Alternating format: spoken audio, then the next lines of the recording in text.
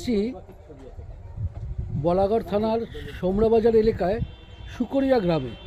এখানে যে মন্দিরটি আছে এটি একটি 300 বছরের প্রাচীন মন্দির। এই মন্দির প্রবেশ করছি, মোট 25টি চূড়া আছে। এটা মা আনন্দময়ীর মূর্তি।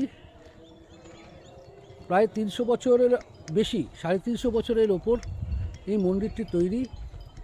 মন্দিরটি দেখতে অনেকটা আমাদের বর্তমানের দক্ষিণেশ্বরের মন্দিরের মতন। এর পাশাপাশি এই মন্দিরের পাশে রয়েছে এরকম ছোট ছোট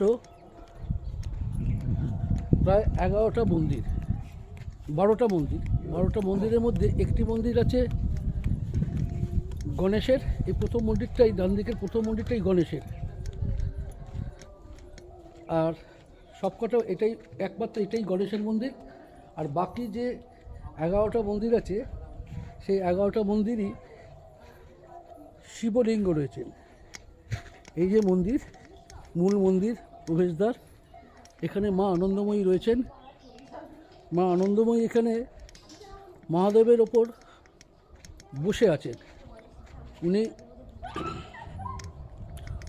বসা মূর্তি এই প্রথম। এই যে মা আনন্দময়ী এখানে বসে আছেন, এটা মা আনন্দময়ী মূর্তি।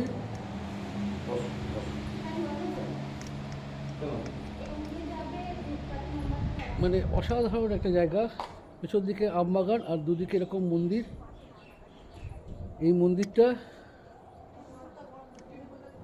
সুকুরিয়া গ্রাম, এটা বলাগড় থানা সোমরাবাজার অঞ্চলে সুকুরিয়া গ্রামে প্রায় 300 বছর আগেকার মন্দির। এটা কথিত আছে যে রানী রাসমণি এই মন্দির দেখেই দক্ষিণেশ্বরের মন্দিরে করেছিলেন।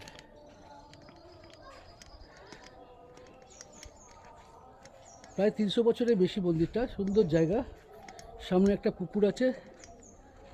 এরকম আমাদের গ্রাম বাংলায় এরকম যে কত অজস্র স্থাপত্য ছড়িয়ে আছে তার খোঁজ আমরা রাখি না। আজ ভোটের ডিউটি করতে করতে এসে এটা সন্ধান পেয়ে গেলাম। এই দেখুন, এইটার গায়ে সব বিভিন্ন কারুকার্য করা টেরাকোটার কাজ, সারা দেওয়ালে অপূর্ব এক স্থাপত্য।